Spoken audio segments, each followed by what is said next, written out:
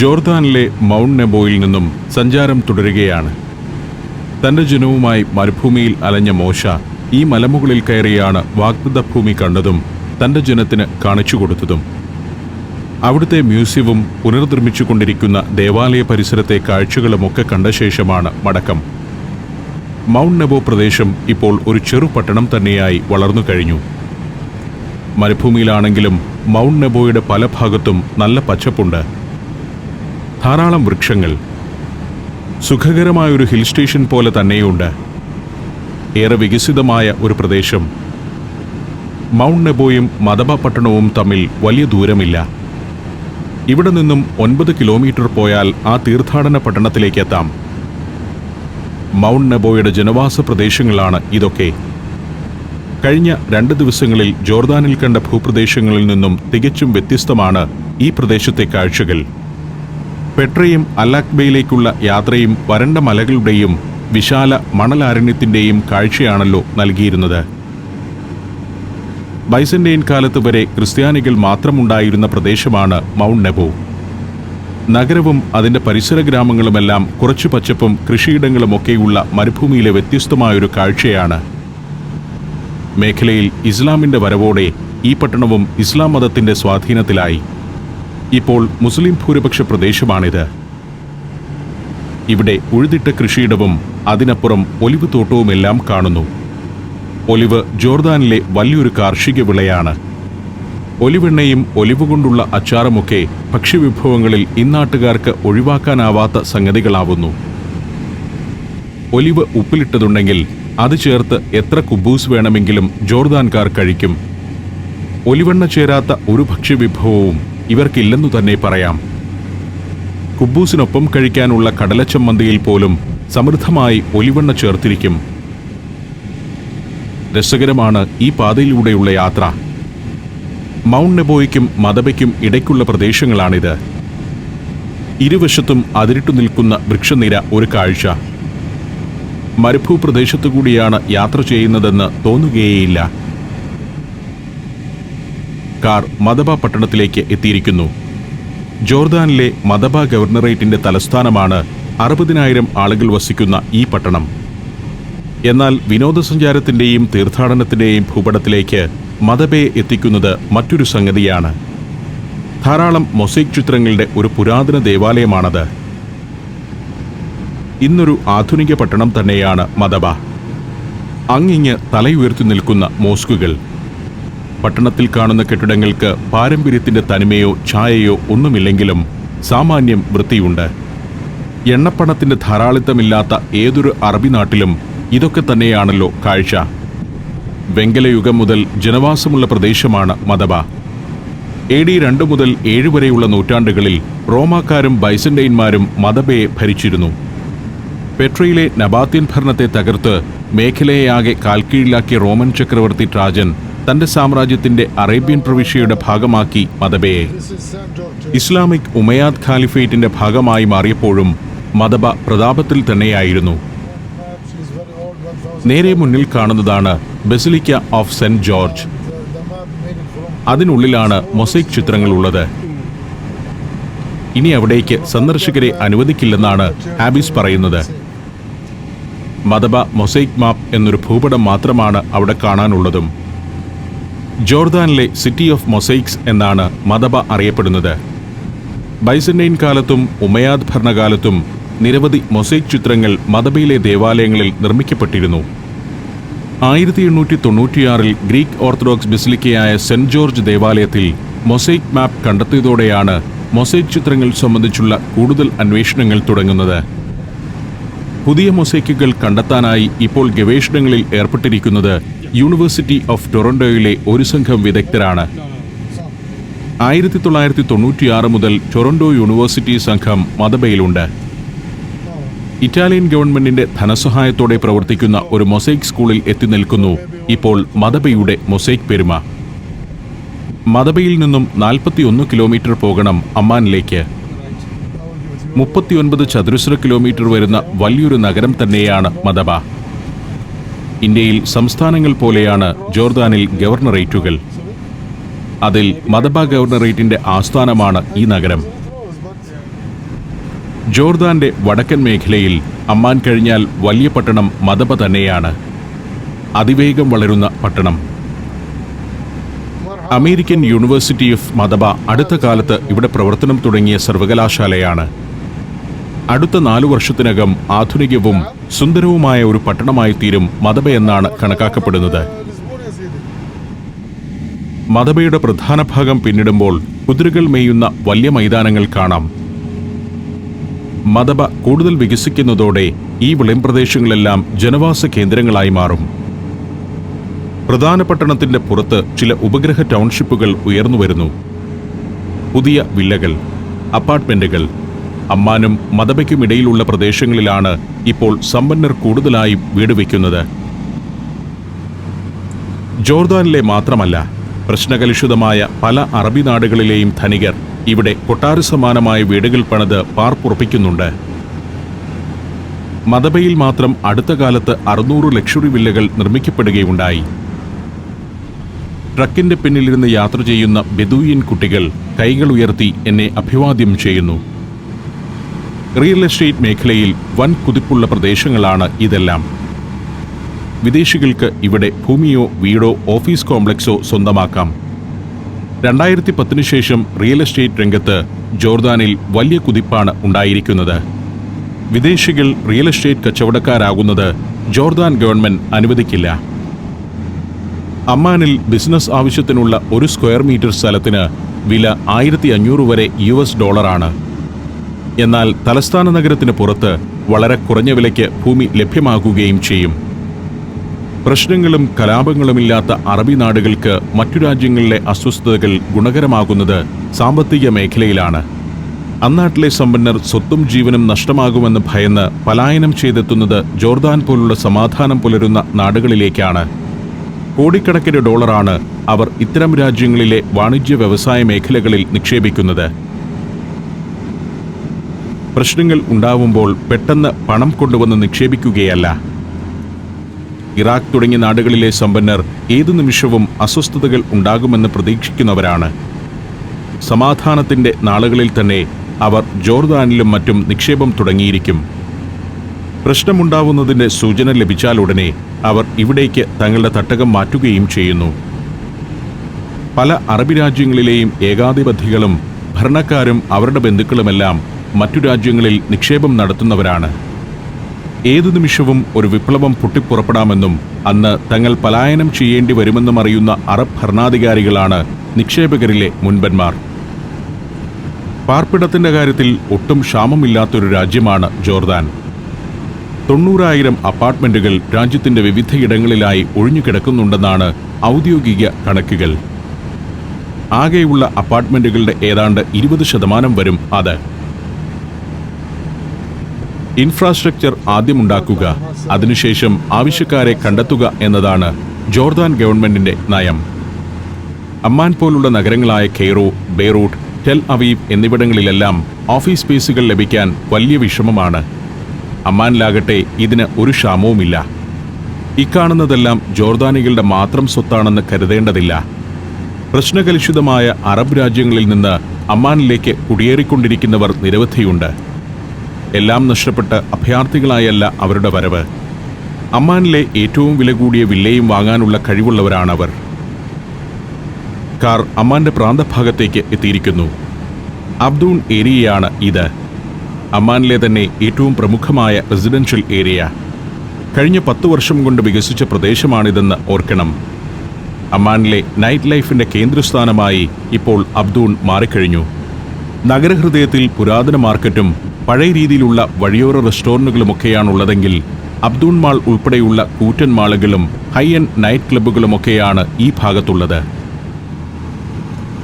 Middle ഈസ്റ്റിലെയും north ആഫ്രിക്കയിലെയും മികച്ച city എന്ന പേരുണ്ട് ഈ നഗരത്തിന്. സാമ്പത്തികവും തൊഴിൽപരവും സാമൂഹിക സാംസ്കാരികപരവും പാരിസ്ഥിതികവുമായ വളർച്ച കണക്കിലെടുത്താണ് ഈ പദവി. 1999 അധികാരത്തിലേറിയ അബ്ദുള്ള രണ്ടാമൻ രാജാവ് ഏറെ ജനകീയനായാണ് അറിയപ്പെടുന്നത്. അധികാരത്തിലേറിയ ഉടനെ നടപ്പാക്കിയ സാമ്പത്തിക പരിഷ്കരണ നടപടികളാണ് രാജാവിന്റെ ജനപ്രീതി കൂട്ടിയത്. സാധാരണ വരുമാനക്കാർക്ക് വരെ സുഖകരമായി ജീവിക്കാവുന്ന സാഹചര്യം ഇവിടെ ഉണ്ടെന്നാണ് ഗവൺമെന്റിന്റെ അവകാശവാദം. എങ്കിലും അഴിമതിയുടെ കാര്യത്തിൽ ജോർദാനും ഒട്ടും പിന്നിലല്ല. ഒരു പാർലമെന്റ് അംഗവും ഗവൺമെന്റുമായി ബന്ധപ്പെട്ട യാതൊരു സാമ്പത്തിക ഇടപാടും നടത്താൻ പാടില്ലെന്നും രാജകുടുംബത്തിൽ നിന്ന് ആരും ഗവൺമെന്റിന്റെ തന്ത്രപ്രധാന സ്ഥാനങ്ങളിൽ ഉണ്ടാവരുതെന്നും ജോർദാന്റെ ഭരണഘടന അനുശാസിക്കുന്നുണ്ട്. ഇത്തരമൊരു നിലപാട് കൈക്കൊണ്ട അപൂർവം അറബി നാടുകളിലൊന്നാണ് ജോർദാൻ. ഇതൊക്കെയാണെങ്കിലും അഴിമതി ഒരു പ്രശ്നമായി ഇവിടെ നിലനിൽക്കുകയാണ്. കൈക്കൂലി, സ്വജനപക്ഷപാതം തുടങ്ങിയവയാണ് ജോർദാന്റെ ഗവൺമെന്റ് ഓഫീസുകളെ അവമതിയിലാക്കുന്നത്. അമേരിക്കയെ ഇനി ടെലിവിഷനിലൂടെയല്ല നേരിൽ തന്നെ കാണാം.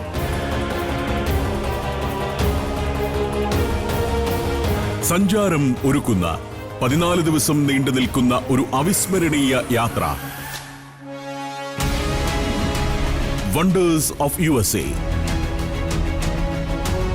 സാൻ ഫ്രാൻസിസ്കോയിൽ നിന്ന് തുടങ്ങി Los Angeles, Las Vegas, Niagara Falls, Washington DC എന്നിവിടങ്ങളെല്ലാം പിന്നിട്ട് ന്യൂയോർക്കിൽ സമാപിക്കുന്ന ദീർഘമായൊരു അമേരിക്കൻ സഞ്ചാരം.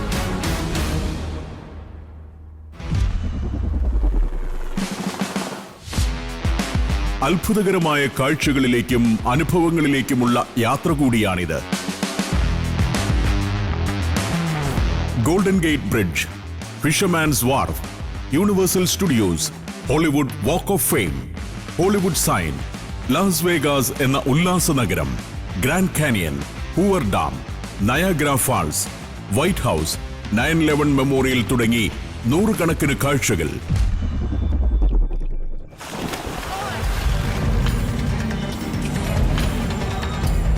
നിങ്ങളുടെ ജീവിതത്തിൽ ഒരിക്കലും മറക്കാനാവാത്തതായിരിക്കും ഈ അമേരിക്കൻ സഞ്ചാരം. US വിസയുള്ളവർ ബുക്കിംഗിനും കൂടുതൽ വിവരങ്ങൾക്കും ഉടൻ വിളിക്കൂ. ഫോൺ 75919 സന്ദർശിക്കൂ sanjaram.com. പുതിയ ധാരാളം മന്ദിരങ്ങൾ അമ്മാൻ നഗരത്തിൽ ഉയർന്നുകൊണ്ടിരിക്കുകയാണ് ഇപ്പോൾ. ട്രേഡ് സെന്ററുകളും ഇന്റർനാഷണൽ ബിസിനസ് സെന്ററുകളുമെല്ലാമാണ് ഇവയിൽ പലതിലും പ്രവർത്തിക്കുന്നത്. ലെബനോനിലെ വധിക്കപ്പെട്ട മുൻ പ്രധാനമന്ത്രി റഫീഖ് ഹരീരിയുടെ കുടുംബത്തിന് ജോർദാനിൽ വലിയ ബിസിനസ്സുകളുണ്ട്. അങ്ങനെയുള്ളവരെല്ലാം സമ്പത്തിന്റെ ഒരു സുരക്ഷിത കേന്ദ്രമായാണ് ജോർദാനെ കാണുന്നത്. പലയിടത്ത് നിക്ഷേപം നടത്തുക എന്ന ചിന്താഗതിക്കാരാണ് മിക്ക അറബ് നാടുകളിലെയും ഭരണാധികാരികളും വമ്പൻ ബിസിനസ്സുകാരും. കിങ് അബ്ദുള്ള മോസ്കാണ് ഇക്കാണുന്നത്. 1989 നിർമ്മാണം പൂർത്തിയായ 3000 പേർക്ക് ഒരേ സമയം പ്രാർത്ഥിക്കാവുന്ന പള്ളി. അതിന്റെ എതിർവശത്തായി Coptic Orthodox church. King Hussein സ്ട്രീറ്റിലൂടെയാണ് കടന്നു പോകുന്നത്. സായന്തനമാണെങ്കിലും നഗരത്തിൽ വലിയ തിരക്കില്ല. 20 ലക്ഷത്തോളം ജനം വസിക്കുന്ന നഗരം. പല മലകളിലായി പടർന്നു കിടക്കുന്ന കെട്ടിടനിരകൾ. അമ്മാനിൽ വന്നിറങ്ങിയ ദിവസം ഞാൻ ഈ വഴികളിലൂടെയെല്ലാം ഒന്ന് സഞ്ചരിച്ചതാണ്. ഇപ്പോൾ സമയം 6 മണി കഴിഞ്ഞിരിക്കുന്നു. ഹാബിസ് രാവിലെ 9 മണിക്ക് വന്നതാണ്. 10 മണിക്കൂറാണ് ഹാബിസിന്റെ ഒരു ദിവസത്തെ ഡ്യൂട്ടി ടൈം. അതിനാൽ 7 മണിക്ക് ജോലി തീർക്കണം. എന്നെ താമസിക്കുന്ന ഹോട്ടലിൽ ഇറക്കാമെന്ന് ഹാബിസ് പറഞ്ഞെങ്കിലും അവിടേക്ക് ഇപ്പോൾ തന്നെ പോകേണ്ടതില്ലെന്നാണ് എൻ്റെ തീരുമാനം. അതിനാൽ നഗരത്തിന്റെ ഡൗൺ ടൗണിൽ ഇറക്കിയാൽ മതിയെന്ന് ഞാൻ പറഞ്ഞു. അവിടെ നിന്നും മറ്റൊരു ടാക്സി പിടിച്ച് രാത്രിയിൽ ഹോട്ടലിലേക്ക് പോകാമെന്നാണ് തീരുമാനം. ഇന്നൊരു വർക്കിംഗ് ഡേ ആണ്. അതിനാൽ ചെറിയ വാഹനത്തിരക്ക് റോഡിൽ പലയിടത്തുമുണ്ട്. അമ്മാൻ ഡൗൺ ടൗൺ ആണിത്. ഡൗൺ ടൗണിനെ ആകെ ഒന്ന് സൗന്ദര്യവൽക്കരിക്കാനും സൗകര്യപ്രദമാക്കാനുമുള്ള ഒരു പ്രോജക്റ്റ് നടപ്പാക്കി വരികയാണ് ഇപ്പോൾ ജോർദാൻ ഭരണകൂടം. അബ്ദലി ഡൗൺ ടൗൺ പ്രോജക്റ്റ് എന്നറിയപ്പെടുന്ന ആ പരിപാടിയിലൂടെ പുതിയ ഓഫീസ്, റെസിഡൻഷ്യൽ ബിൽഡിംഗുകളും ഔട്ട്ഡോർ ഷോപ്പിംഗ് ഏരിയകളും റെസ്റ്റോറൻറ്റുകളുമെല്ലാം നിർമ്മിക്കുകയാണ് ലക്ഷ്യം. വലിയൊരു ഉദ്യാനം, നടപ്പാതകൾ, മാളുകൾ എന്നിവയെല്ലാം പദ്ധതിയിൽ ഉൾപ്പെടുന്നുണ്ട്. 2015 പദ്ധതിയുടെ 1ാം ഘട്ടം പൂർത്തിയാക്കാനാണ് ലക്ഷ്യമിട്ടിരിക്കുന്നത്. കെട്ടിടങ്ങളുടെ നിഴൽ പാതയിൽ വീണു കഴിയുന്നതോടെ പട്ടണത്തിൽ നല്ല തണുപ്പാകും. വെയിലുള്ളപ്പോൾ അതികഠിനമായ ചൂടും നിഴൽ പരക്കുമ്പോൾ അവിടങ്ങളിൽ നല്ല തണുപ്പും. അറേബ്യൻ മണലാരണ്യത്തിന്റെ തന്നെ പ്രത്യേകതയാണത്. എനിക്ക് ഇറങ്ങാനുള്ള സ്ഥലത്തോടടുക്കുന്നു. ഹാബിസിനോട് യാത്ര പറയാൻ നേരമായി. കഴിഞ്ഞ 2 ദിവസങ്ങളിലായി ജോർദാന്റെ വലിയൊരു മേഖലയിലാകെ എനിക്ക് വേണ്ടി ഹാബിസ് കാർ ഓടിച്ചു കഴിഞ്ഞു. ഹാബിസിനോട് ചോദിച്ച് പട്ടണത്തിലെ സ്ഥലങ്ങളെക്കുറിച്ചൊക്കെ ഞാനൊന്ന് മനസ്സിലാക്കി വെച്ചു. ഏതു വഴിയിലൂടെ പോയാൽ എവിടെയെത്തും എന്നത് പറഞ്ഞു തന്നു. റെസ്റ്റോറൻറ്റുകളുള്ള സ്ഥലങ്ങൾ ഹാബിസ് കാണിച്ചു തരുന്നുണ്ട്. ടാക്സി കിട്ടാൻ എളുപ്പമുള്ള പോയിന്റുകൾ ചൂണ്ടിക്കാട്ടി തന്നു. അങ്ങനെ ഇവിടെ ഞാൻ ഹാബിസിന്റെ കാറിൽ നിന്നിറങ്ങിയിരിക്കുകയാണ്. അദ്ദേഹം കാറുമായി പോയി. ഞാൻ തെരുവിലൂടെ നടത്തം ആരംഭിച്ചു. ഞാൻ ഇവിടെ വന്ന ആദ്യ ദിവസം ഈ തെരുവിലൂടെയൊക്കെ നടന്നതാണ്. നടന്നെത്തുമ്പോൾ ഇവിടെ വ്യത്യസ്തമായൊരു കടയുണ്ട്. കരിമ്പ് ജ്യൂസിന്റെ വിൽപ്പന കേന്ദ്രം. ഒരു ബോർഡിൽ കരിമ്പ് ജ്യൂസിന്റെ ഗുണഗണങ്ങളാണ് എഴുതി വച്ചിരിക്കുന്നത്. ലൈംഗിക ഉത്തേജനത്തിന് മുതൽ കാഴ്ചശക്തി കൂട്ടാൻ വരെ ഉത്തമമാണത്രേ. കരിമ്പ് അട്ടിവെച്ചിരിക്കുന്നു. ജ്യൂസ് ഉണ്ടാക്കുന്ന യന്ത്രമാണ് എനിക്ക് കൂടുതൽ കൗതുകമായത്. ഒരു പൊത്തിലൂടെ കരിമ്പ് വിട്ടാൽ താഴെ ഒരു പൊത്തിലൂടെ ജ്യൂസ് എത്തും. ഏതായാലും ഞാനും ഒരു ജ്യൂസ് ഓർഡർ ചെയ്തു. ഉച്ചയ്ക്ക് ഭക്ഷണം കഴിക്കാത്തതിനാൽ ചെറിയ വിശപ്പുണ്ട്. ജ്യൂസിൽ മധുരമൊന്നും കൂടുതലായി ചേർക്കുന്നില്ല. കരിമ്പിന്റെ നീര് മാത്രം. ഇതാണ് കൊളസ്ട്രോൾ കുറയ്ക്കുമെന്നും വാദം ശമിപ്പിക്കുമെന്നും ഞരമ്പിന്റെ പിരിമുറുക്കം കുറയ്ക്കുമെന്നുമൊക്കെ എഴുതിവെച്ച് ഇവർ വിൽക്കുന്നത്. മരുഭൂമിയിൽ എവിടെയാണ് കരിമ്പ് കൃഷി നടക്കുന്നതെന്നാണ് എനിക്ക് മനസ്സിലാവാത്തത്. കാരണം കരിമ്പ് ധാരാളം വെള്ളം ആവശ്യമുള്ള ഒരു കൃഷിയാണല്ലോ. തൊട്ടടുത്ത് തന്നെ മറ്റൊരു കടയുണ്ട്. അറബി കാപ്പിയാണ് ഇവിടെ കിട്ടുന്നത്. ചെറിയൊരു മില്ല് തന്നെ. അറബി കാപ്പിക്കുരു തത്സമയം വറുത്ത് പൊടിച്ചു നൽകും. പലതരം കാപ്പിപ്പൊടികൾ കിട്ടും ഇവിടെ. ടർക്കിഷ്, ഈജിപ്ഷ്യൻ എന്നിങ്ങനെ വകഭേദങ്ങൾ. ഓരോന്നിനും രുചിവ്യത്യാസവും ഉണ്ടാകും. നടത്തം തുടരുമ്പോൾ ജനം തെരുവിൽ നിറഞ്ഞു തുടങ്ങിയിരിക്കുന്നു. ഇവിടെ ഒരു കലാകാരനിരിപ്പുണ്ട്. അയാളുടെ ചുറ്റും കുറേ ആളുകൾ കൂടി നിൽക്കുന്നു. മണലിൽ ചിത്രപ്പണികൾ ചെയ്യുന്ന ആളാണ്. ജോർദാനിലെ ഏറ്റവും പ്രമുഖമായൊരു സുവനീറാണ് പല നിറത്തിലുള്ള മണൽ കൊണ്ട് ചിത്രങ്ങൾ രചിച്ച ഈ സ്ഫടികക്കുപ്പികൾ.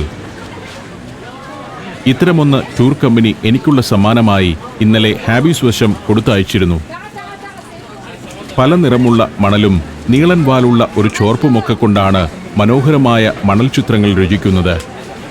ഒരു ചിത്രകാരന് ചായത്തിൽ മുക്കാനുള്ള ബ്രഷ് പോലെയാണ് ഈ കലാകാരന് ചോർപ്പ്. ചോർപ്പിന്റെ അറ്റം ഒരു സൂചി പോലെ നേർത്ത മുനയോടുകൂടിയതാണ്. ആ അറ്റം മണലിലേക്ക് പല രൂപത്തിൽ ഇറക്കിയും വരച്ചുമൊക്കെയാണ് ഡിസൈൻ ഉണ്ടാക്കുന്നത്. വലിയ കാലത്തെ പരിചയം കൊണ്ട് മാത്രമേ ഇത്തരം മനോഹരവും കൃത്യതയാർന്നതുമായ മണൽ ചിത്രങ്ങൾ നിർമ്മിച്ചെടുക്കാനാവൂ. പൂർത്തിയായ മണൽക്കുപ്പികൾ ഒരു ഭാഗത്ത് വെച്ചിട്ടുണ്ട്. സാൻഡ് ആർട്ടിനു വേണ്ടി പ്രത്യേകം നിർമ്മിക്കുന്ന കുപ്പിയാണിത്. പല വലിപ്പത്തിലുള്ള കുപ്പികളുണ്ട്.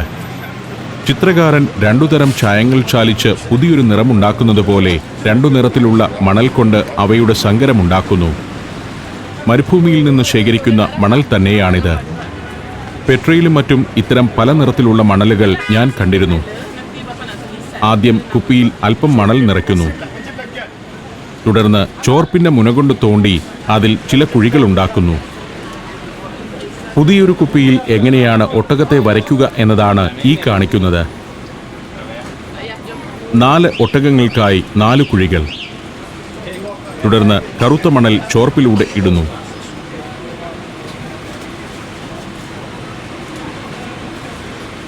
പിന്നീട് അത് കൊണ്ടുവന്ന് ഒരു പ്രത്യേക ആകൃതിയിൽ കുഴികളിൽ നിക്ഷേപിക്കുന്നു. ഒട്ടകത്തിന്റെ ഉടലാണിത്. വളരെ ശ്രദ്ധ ആവശ്യമുള്ളൊരു ജോലിയാണ്. ഏകാഗ്രതയോടെയാണ് കലാകാരൻ അതിൽ ഏർപ്പെട്ടിരിക്കുന്നത്. ചോർപ്പെടുത്ത ശേഷം നേർത്ത ഒരു കമ്പിക്കഷ്ണം കൊണ്ട് മണലിൽ ചില പണികൾ നടത്തുന്നതോടെ ഒട്ടകക്കാലുകൾ രൂപപ്പെടുകയായി. കമ്പി കൊണ്ടുണ്ടാക്കുന്ന നേർത്ത വരകളിലേക്ക് മണൽ ഇറങ്ങിയാണ് ഒട്ടകക്കാലുകളായിരിക്കുന്നത്. മണലിന്റെ അളവിനെയും കമ്പി കൊണ്ടുണ്ടാക്കുന്ന വരകളെയും സംബന്ധിച്ച കണക്കുകൂട്ടലാണ് ഇതിന്റെ വിജയമെന്ന് എനിക്ക് തോന്നി. 2 ഭാഗത്തും ഒട്ടകത്തിന്റെ കാലും വയറുമൊക്കെ വരച്ചു കഴിഞ്ഞു. ഇനി ഉടലും തലയും വേണം. ആളുകൾ ആകാംക്ഷയോടെ ചുറ്റും കൂടി നിൽക്കുകയാണ്. ഇതാ ഒട്ടകത്തിന്റെ തലയും മുതുകുമെല്ലാം വരച്ചു കഴിഞ്ഞു. അതിനുശേഷം മണൽ നല്ലവണ്ണം നിറച്ചു കഴിയുന്നതോടെ ഒട്ടകരൂപം അവിടെ ഉറയ്ക്കുന്നു. ഇനി അതിൽ കമ്പുകൊണ്ടോ മറ്റോ കുത്തിയിളക്കാതെ ഒട്ടകം മാഞ്ഞു പോവുകയില്ല. മുകളിൽ ആകാശവും ചക്രവാളവും സൂര്യനുമൊക്കെ വരയ്ക്കാനുണ്ട്. കാഴ്ചക്കാരുടെ എണ്ണം കൂടുന്നു. ടൂറിസ്റ്റുകൾ തന്നെയാണ്. മറുവശത്ത് റെസ്റ്റോറൻറ്റുകളിൽ വിളക്കുകൾ തെളിഞ്ഞു കഴിഞ്ഞു. തെരുവുകളിലും വൈദ്യുതി ദീപങ്ങൾ തെളിഞ്ഞു. ഇനി ഷോപ്പിംഗ് തിരക്കുകൾ തുടങ്ങുകയായി. സന്ധ്യയാണ് ഇത്തരം അറബി നാടുകളിലെ ഷോപ്പിംഗിൻ്റെ സമയം.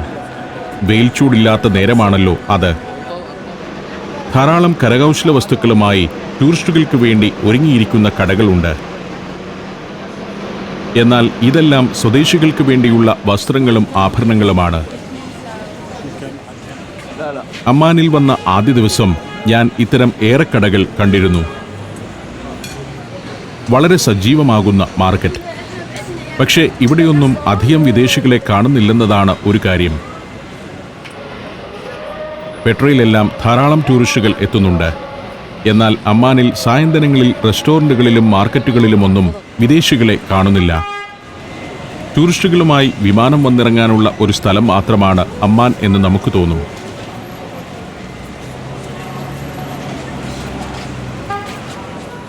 ഞാൻ മാർക്കറ്റിന്റെ കാഴ്ചകളിലൂടെ, അത്തറിന്റെ മണം നിറഞ്ഞു നിൽക്കുന്ന ഇടത്തെരുവുകളിലൂടെ വെറുതെ നടക്കുകയാണ്. നേരം ഇരുണ്ടു തുടങ്ങുന്നു. ഈ സമയത്താണ് തെരുവുകളിലൊക്കെ ആളുകൾ നിറയുന്നത്. പകൽ സമയത്ത് ഇത്രയൊന്നും ആളുകളെ ഈ തെരുവിലൊരിടത്തും കാണില്ല. അല്പം ഭക്ഷണം കഴിക്കാമെന്ന ചിന്തയോടെയാണ് എൻ്റെ നടത്തം. പക്ഷേ ഇവിടെ അധികം റെസ്റ്റോറൻറ്റുകൾ കാണുന്നില്ല. ഉള്ളവയിലാകട്ടെ അമിതമായ വിലയുമാണ്. അതിനാൽ താമസിക്കുന്ന ഹോട്ടലിൽ നിന്ന് തന്നെയാവാം ഭക്ഷണമെന്ന് തീരുമാനിച്ചു. ആദ്യ ദിവസം താമസിച്ച റെഡ് റോസ് ഹോട്ടലിൽ തന്നെയാണ് ഇന്നു രാത്രിയും തങ്ങുന്നത്. കുറച്ചുനേരം കാഴ്ചകൾ കണ്ടുനിന്നു. പിന്നെ അൽ ഹുസൈനി മോസ്കിനടുത്തേക്ക് എത്തി. അവിടെ നിന്നും ഒരു ടാക്സി പിടിച്ചു. ഇന്ന് രാത്രി കൂടി മാത്രമേ ഞാൻ ജോർദാനിൽ താമസിക്കുന്നുള്ളൂ. ഒടുവിൽ റെഡ് റോസ് ഹോട്ടലിന് മുന്നിൽ എന്നെ ഇറക്കി കൂലിയായ 3 ദിനാറും വാങ്ങി ടാക്സിക്കാരൻ പോയി. ജോർദാനിൽ ഈ യാത്രയിലെ അവസാന രാത്രിയും റെഡ് റോസിലാണ്.